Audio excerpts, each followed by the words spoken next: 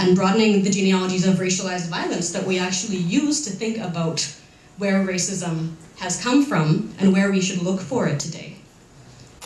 Because this particular genealogy of racialized surveillance in public space, from slave patrols to stop and frisk or carding, from enslavement into prisons, does not tell the story and is not all-encompassing. It's long been a feminist tenet that the personal is political, but for Black people, the public and private divide, particularly for Black women, has always been a fiction.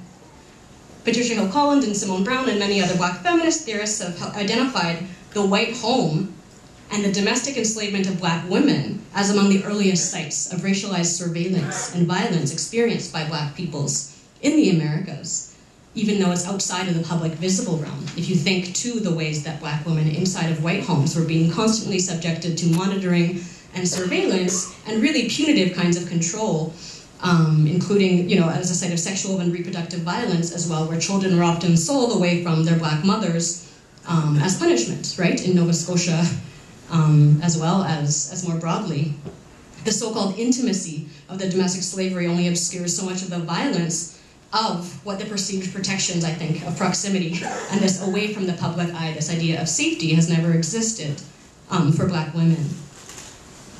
And I think that that's something that we really need to carry forward when we think about where and how racial profiling takes place. Because I spoke to the fact that, yes, Black women are targeted, for example, by police in public for things like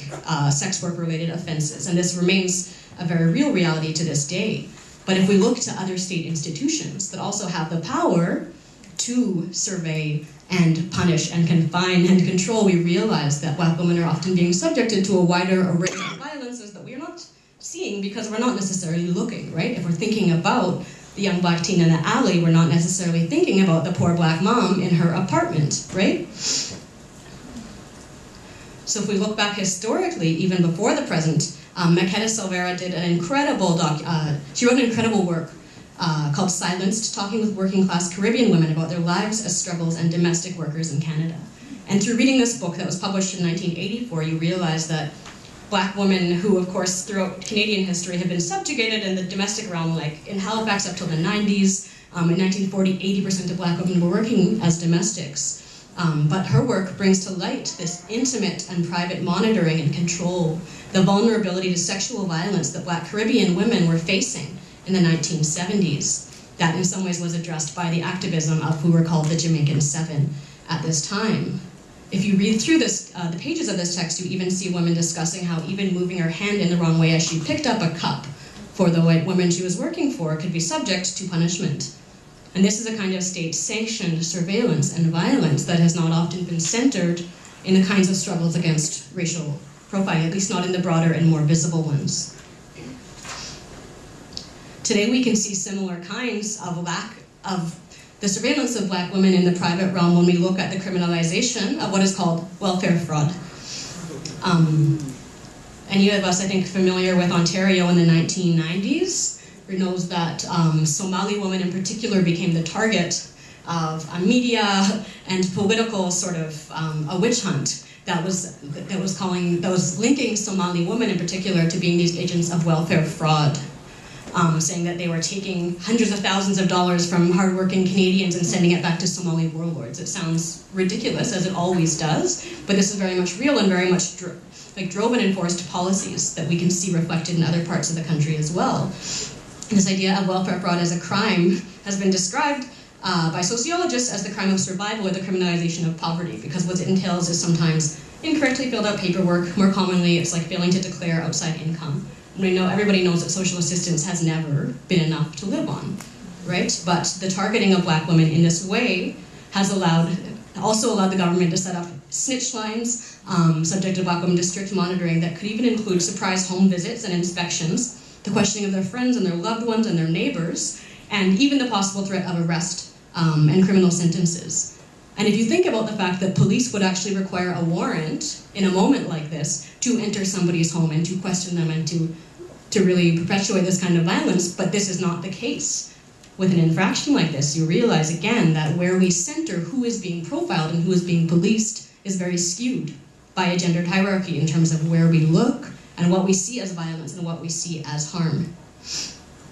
We can see often really similar reflections within realities in the child welfare system today, where we see the ongoing punitive interruption of familial relationships and the heightened surveillance of poor Black mothers and Indigenous mothers and other poor people as well.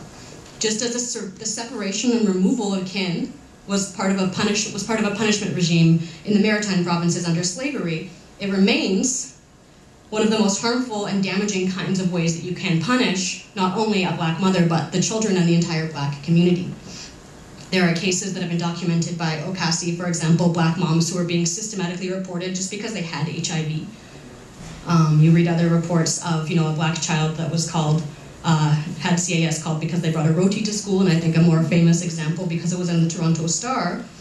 So I think what I'm trying to say is that there are many forms of racialized surveillance, control, and punishment that don't necessarily involve an arrest, but are fundamentally as violent, if not more so, than an unwanted stop in the streets.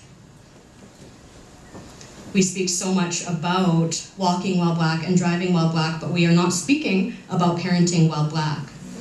right? Despite these arbitrary impositions of strict measures, the enforced threat of child removal has not reached the newsworthiness of the Black male arrested arbitrarily in a park or subway. Again, not to displace the violence of that arrest, but to really invoke the fact that there are many kinds of policing that exist, that are happening probably right now as we speak, that are not the source of enough of the outrage that I think collectively moving towards liberation and what we need to fight that we're not centering within our struggle. Something that's also important to this policing is that, and what I think really I'm going to get to why this brings us closer to a freedom-based struggle, but we understand that for Black women also, the police, while very present in their lives, have not actually been a source of safety, right, but have been another source of violence. The Black Women's Collective, for example, decried in one of their newspapers in the late 1980s that Black women were being battered and the police were doing nothing about it. Just recently, Maria Altagracia Dorbal is a Black woman in Montreal who was killed by her spouse after reporting repeatedly death threats against her and her kids, but was not given priority status. Barrington Walker did a long legal history of Ontario from 1858 to 1958 that showed that while it was rare, Black men were heavily sanctioned for raping white women, but Black women who were raped by white men received extremely lenient treatment and who were raped by Black men. So we see the systematic underprotection that tells us that policing, despite its so-called war for security, has never really been so for many communities.